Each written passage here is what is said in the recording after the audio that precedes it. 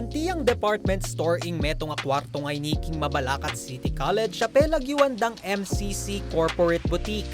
Paka-display laki ni rem business attire amalyari dang akwareng graduating students na ning eskwela kapamilatanan ning barter system. Miyaliwalang klase ring imalan Kenny ating brand new atin mo namang slightly used. Ganaganang klase, malyari rang akwa kapalit ning cup noodles, canned goods o meto nga plastic ning tinape. Saksiya ing bayong Leadership Development Officer na ning MCCI Prince EJ Manalo, king sao padarake na ning karelang corporate boutique.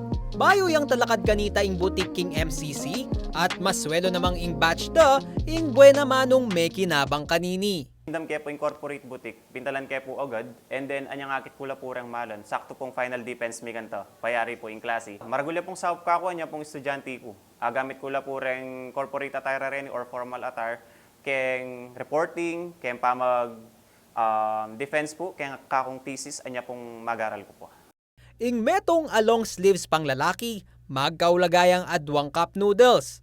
Malyari mo naman ning 8 pirasong tinape o metong adelatang easy open. Makanini mo naman ning palitan ka rin blouse, slacks, skirt, ampong bestida para naman ka rin kay babaynan.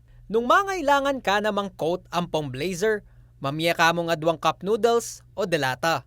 Reng food item sa peki barter da reng estudyante, midala no man king MCC Community Pantry bang atin lakanong almusal deng pamengan a lower years bayo la magklase. Reta pong goods, papalit da karetang malan mi Kenny, miraras la po ketang community pantry mi, where in fact, reta pong pamangan reta pong goods, bibiyamila rin po karetang lower years. Karen pong first year, second year, and third year, nali po makapag-almusal habang maranon, before la po lungob karelang klase.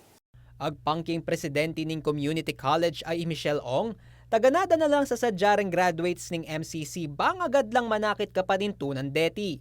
Pauli ning karelang corporate boutique, asiguro dang ela mamroblema king imalan ding karelang estudyante. Ito yung mga damit na pwedeng isuot ng ating mga estudyante on their first job interview, on their thesis defense, on their internships, or kapag may mga alumni na kailangan ng damit na pang-porma para mag-attend ng kanilang first encounter with HR managers. Agpang bakang ong at syula king kategoryang indigent reng 70% da reng estudyante king karelang eskwela. Anya naman buring mika problema ding karelang graduates, uli na mo ning pamanintun presentabling imalon. Alam mo yung kwento ng mga 20 years ago na sinasabi nila na naghihiraman ng sapatos, hihiram ka pa sa kapitbahay just to attend your graduation. What more, to attend your first job interview? It's that same story. Baka merong mga students na di nila kayang bilhin yung mga corporate na to na pagka nag-graduate sila, wala silang damit para sa mga interviews. So, very helpful siya for us na mga students dito sa MCC. Useful po sa mga students po na lalo na po wala pong budget para po makabili ng mga damit po na tulad po nito. King 500 na alumni na ning MCC anyang milabas sa school year, 371 graduates lareng may kinabang king serbisyo na ning karelang corporate boutique. Pasalamat ya ing MCC kareng kapartner dang kumpanya Amig Donate Business at king karelang eskwela at ela kanusa ng sumawa reni bang dakala paaso pang estudyante.